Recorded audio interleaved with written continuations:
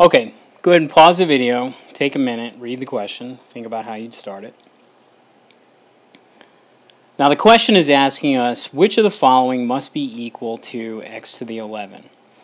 And each of the answers is a variable expression. Specifically, the variables are k and m. And k and m both are given in terms of x.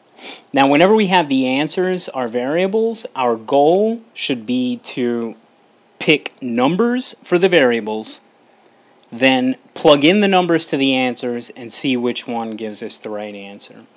Now, we've got to pick a positive integer for x. That'll give us k and m. My favorite positive integer in the world is 1.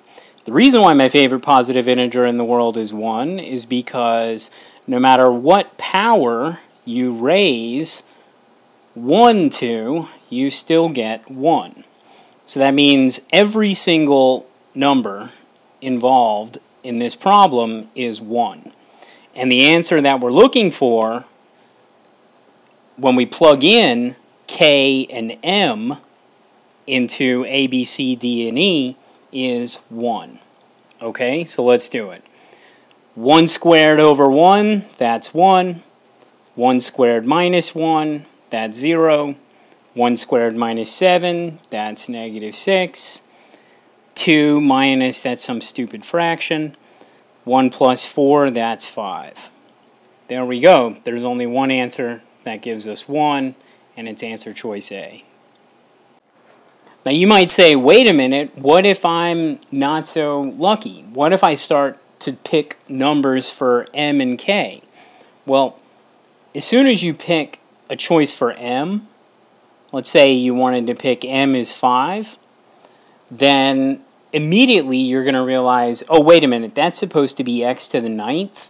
Maybe I'm better off picking x. Okay, so scratch the idea of picking m. Okay, let's say we picked x equals 2. Well, now we just have to get our calculator, and then we just know that 2 to the 7th, which is k, is 128, and 2 to the 9th is m, and that's 512. And then the answer we're looking for is 2 to the 11th, that's x to the 11th, and that's 2048. Okay, so we roll up our sleeves, we put all the answers into the calculator. As it turns out, this one's 2048. All of the other answers aren't even close. And of course, the math purists out there are demanding an actual algebraic solution. And before I get into that, let me just remind you of some exponent rules.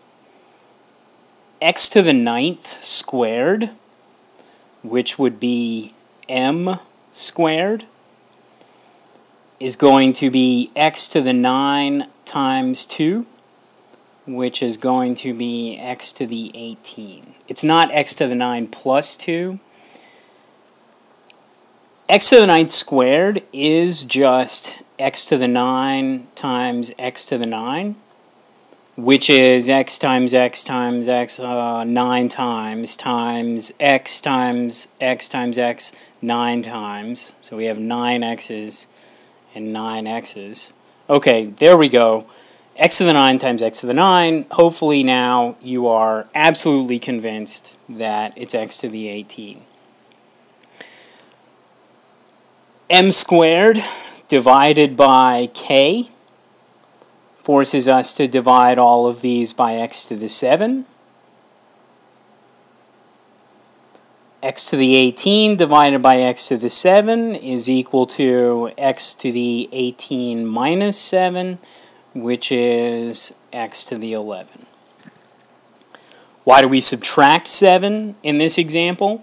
Well, if I've got my 18 x's all lined up here in the numerator, and then I put down 7 x's